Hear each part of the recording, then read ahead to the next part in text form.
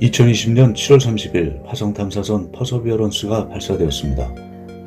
퍼서비어런스는 지금까지 화성에 보내진 5번째 화성 탐사선입니다. 7개월의 비행 끝에 2021년 2월 18일 화성에 착륙했습니다.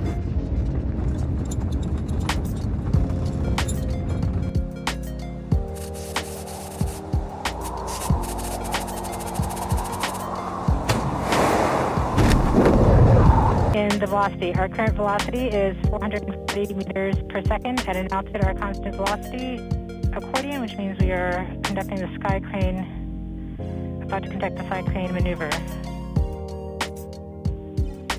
Sky crane maneuver has started, about 20 meters off the surface.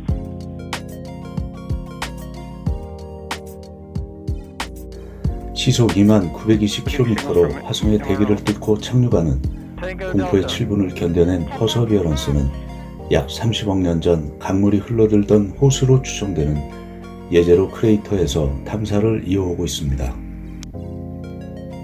퍼서비어런스가 활동을 시작한 지 2년째가 되었습니다. 그 2년 동안에 퍼서비어런스는 예제로 크레이터에서 암석과 토양 시료를 채집하였습니다. 예제로 크레이터는 약 35억 년 전 화성에 강과 호수가 있던 당시 생긴 삼각주가 있었던 곳입니다. 화성에 생명의 흔적이 남아있다면 그 가능성이 가장 큰 곳 중 하나로 평가됩니다. 이곳에서 퍼서비어런스는 고대 화성에서 살았을지도 모르는 생명체의 흔적을 찾고 있습니다. 퍼서비어런스의 최대 임무는 고대 생명체의 흔적을 찾는 것으로, 이를 위해서는 우선 퇴적물이 쌓여 형성된 퇴적암을 찾아내야 합니다. 미국 항공우주국에 따르면 프랑스 낭트대학 행성지질학자 니콜라 만골드 박사가 이끄는 연구팀은 퍼서비어런스5가 마스터캠 G와 슈퍼캠 원격 마이크로 이미저 등으로 주변을 찍어 전송한 고해상도 이미지를 분석한 결과를 과학저널 사이언스에 발표했습니다. 로버가 북서쪽으로 2.2km 떨어진 곳에서 포착한 급경사면에서 고대 크레이터 호수에 강물이 흘러들면서 부채꼴로 쌓여 형성된 고대 삼각주를 발견했습니다. 연구팀을 무엇보다 놀라게 한 것은 북동쪽 급경사면 상층부에 수십 킬로미터 떨어진 크레이터 밖 고원지대에 돌과 바위를 실어 나른 대홍수 흔적이었습니다.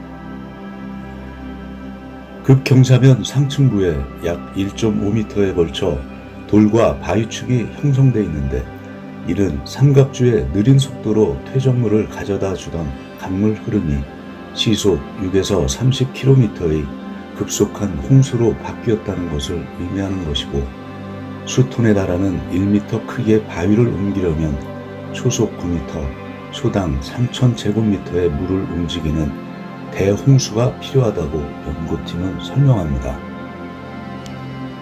예제로 크레이터 고대 호수는 동쪽 가장자리 끝으로 범람한 흔적이 궤도위성 이미지에도 포착되어 있는데, 연구팀은 호수물이 말라 사라질 때까지 수위가 수십 미터씩 오르내린 것을 새로 밝혔습니다. 퍼서비어런스는 강물이 운반하는 퇴적물이 쌓여 형성된 고대 삼각주에서 예상보다 약간 더 멀리 떨어진 곳에 착륙하면서 퇴적암 대신 화성암을 찾아냈습니다. 마그마가 식어 만들어진 화성암은 생명체의 흔적을 담고 있지는 않지만 지질 형성 시기를 보여줄 수 있어 전화 위복으로 받아들여졌습니다. 퍼서비어런스가 화성에 갈 때 초소형 무인 헬리콥터 인제뉴어티가 함께 갔습니다. 퍼서비어런스가 탐사할 수 없는 곳은 인제뉴어티가 맡고 있습니다. 1.8kg의 무게에 높이가 39cm인 인제뉴어티는 1분에 2,500번을 도는 회전 날개 덕분에 대기가 희박한 화성에서도 비행이 가능합니다. 1분에 2,500번의 회전은 일반 헬리콥터의 5-6배 정도 빠른 속도입니다.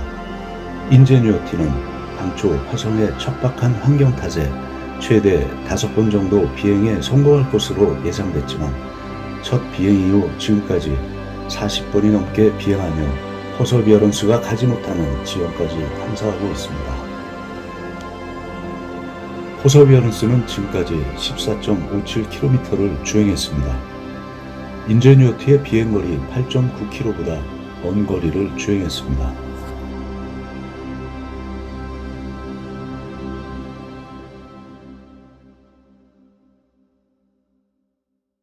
이 기간 동안 퍼서비어런스는 16만 6천여 장의 화성 표면 사진을 촬영했고 662회에 걸쳐 화성 음향을 녹음하는 데 성공했습니다.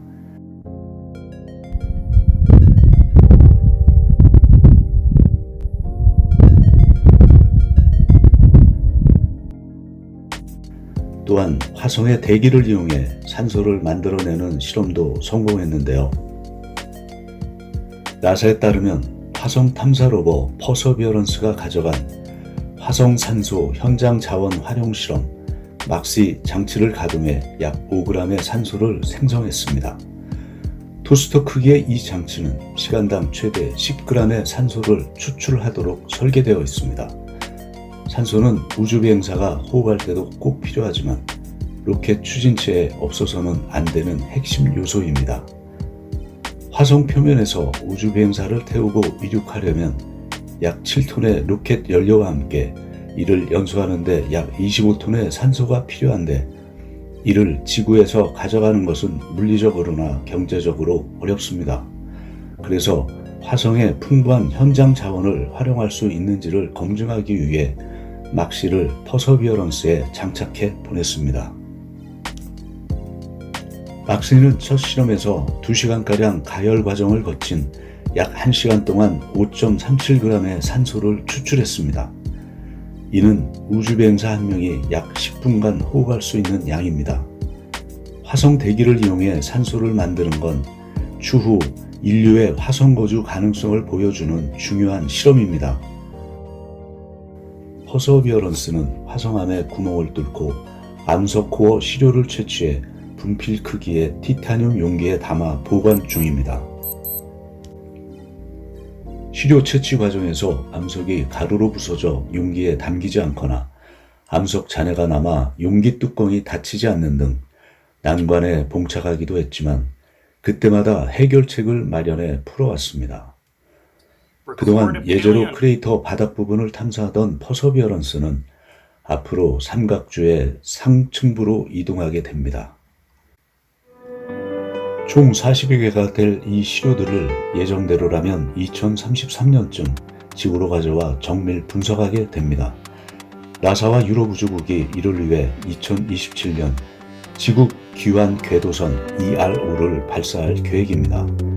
나사는 이듬해인 2028년 샘플 회수 착륙선 SRL을 화성으로 보내고 퍼서비어런스가 SRL에 채취한 시료 튜브를 싣게 됩니다.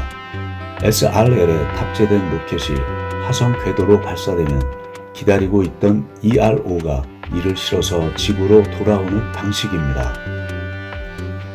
화성 암석 시료가 지구에 도착한다면 로버의 현장 분석보다 훨씬 더 정밀한 결과를 얻을 수 있어 화성의 고대 생명체 존재 여부도 알게 될 수 있을 것으로 기대됩니다.